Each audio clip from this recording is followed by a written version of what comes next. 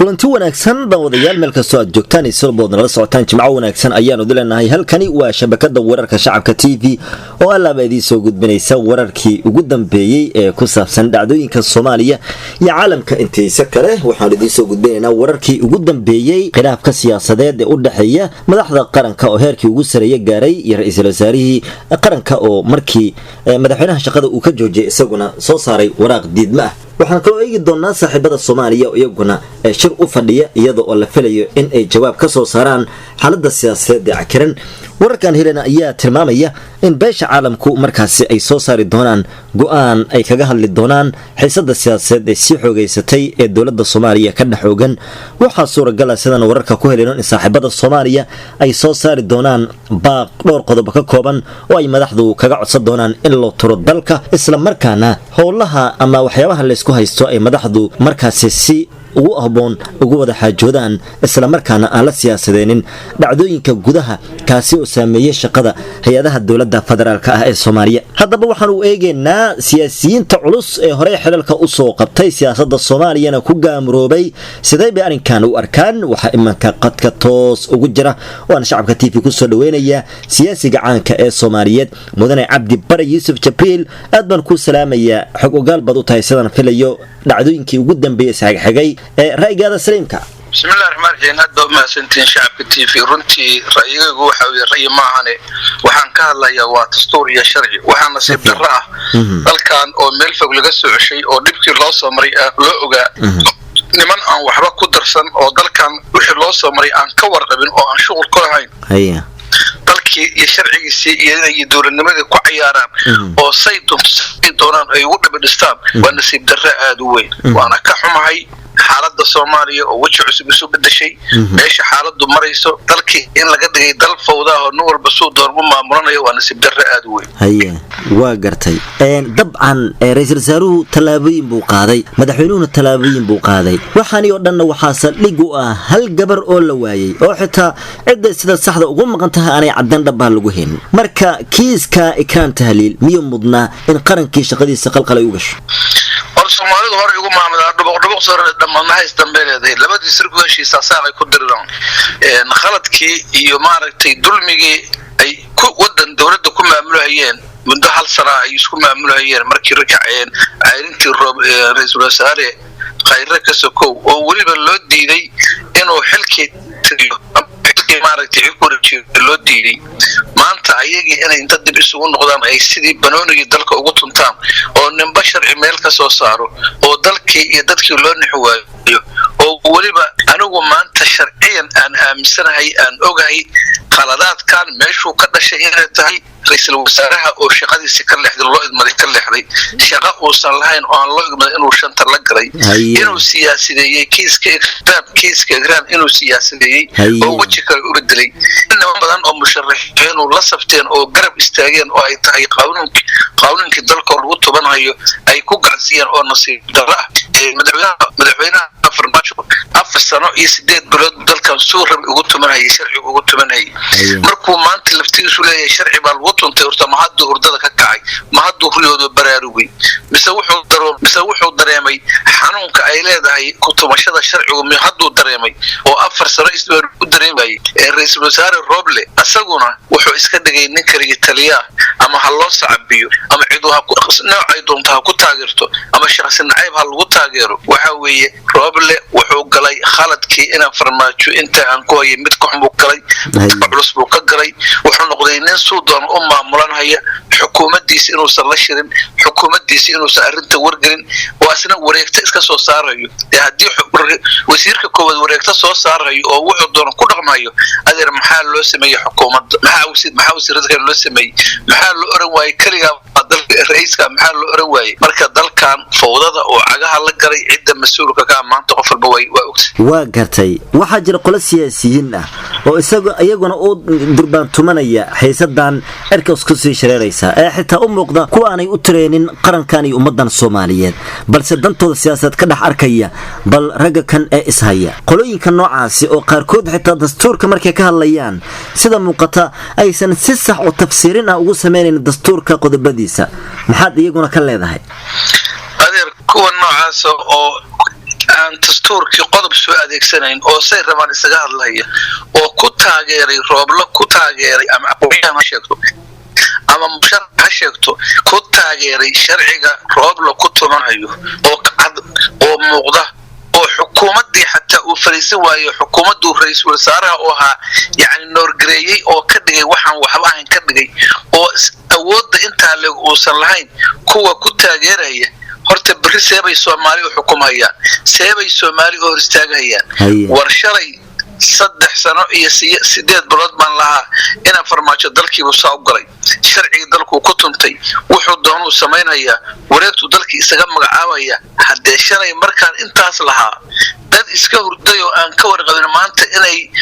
ku taageeraan ra'iisul wasaaruhu asna intii kala jabiyay oo waliba ka sii khatarsan wuxuu jabiyay oo dalkii doorasho aaday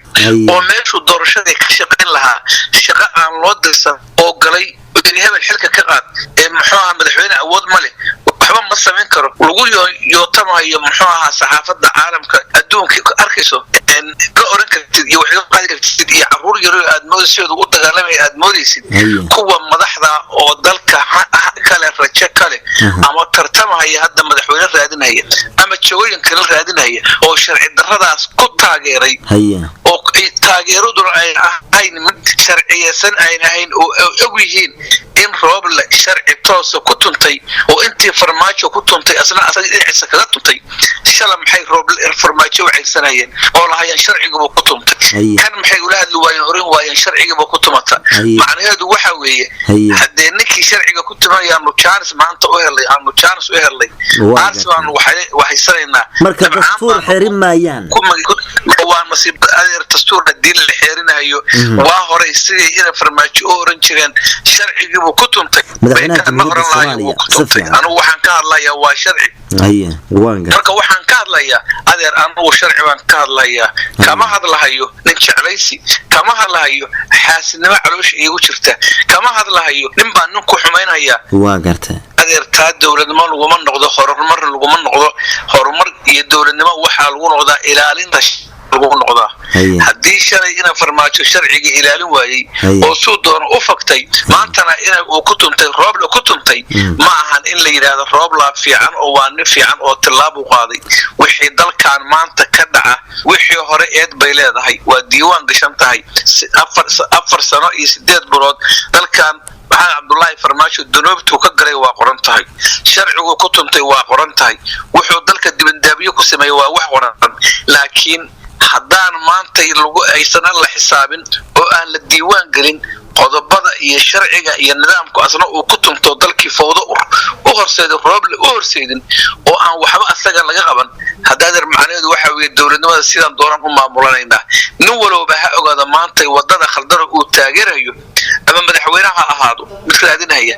ama ha ahaado mid kale raadinaya wadada khaldan oo maanta uu ku taageeray sharci duminta asna roob la ka qayb qaatay inta ku taageertay bari seebay Soomaali hor istaagayaan seebay umad wax ugu sheegayaan ayaga maanta sharciga raalo waa ku tuntay bisa sharciga inta la duubay baa sharciga waxa nooga sareeya oo nooga qiimo badan shakhsi nacayb baa nooga qiimo badan ونسيب درا أدوين. ugu dambeyn maxaad ku baaqaysaa beesha caalamka jawaab baa laga dhowriyaa xalkana waa halkiisii dabcan ra'iisul wasaaruhuna wuxuu ku milmay qolo siyaasiyiin oo xildoon ah sida ka muuqataba mar walba uu leeyahay waxaan la kulmay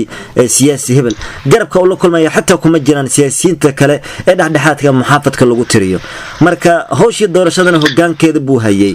ninka kan maxaad kula talinaysaa هذه رأت الربل وددي دورشدي الله حلساري وكل لحظي كيس بوسياسية أو شيء اللي جليه أنا وحنا مثلا هاي طلعت لي كوش غير ما هي لمن حنا أحسن أو مشرحين أبدا وسياسيين أبدا وقارد شوين هيو حلك اللي قاضي كوا حل صاد دونت وحلك واي كوا حتى إسكت سايولي إن دولة عصب إسكت سؤال على مال هي البعض نمشرح الله صفتين أو شرع الدراسة كل صفتين أما الرب لا شرع الدراسة كل صفتين هاي اللي شوقه دولة صوص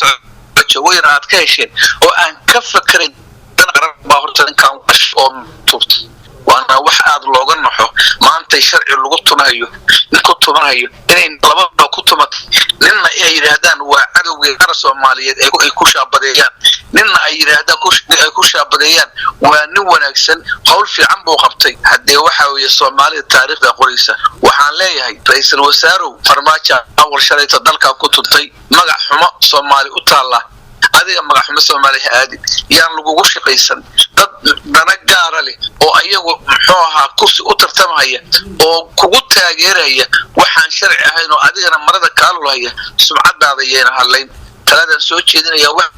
ra'iisul wasaaruhu doorasho lagu xilsaaray dalka doorashadii gaarsi oo doorashadii wad midda labaad la tasha xukuumadaadii iyo xukuumadaadii wada qaybsada kaliya ma ordi kartid kaliya go'aan ma gaari kartid waa wada fawdo haddii taas la samaynayo maxaa ra'iisul wasaare maxaa xukuumad loo magacaabo maxaa xukuumad loo dhisay ma la yiraahdo ra'iisul wasaaruhu kaliya asaga awood leh wuxuu doonuu samaynayaa ra'iisul wasaaruhu sharci ilaaliye maahan waa xukuumad شرعي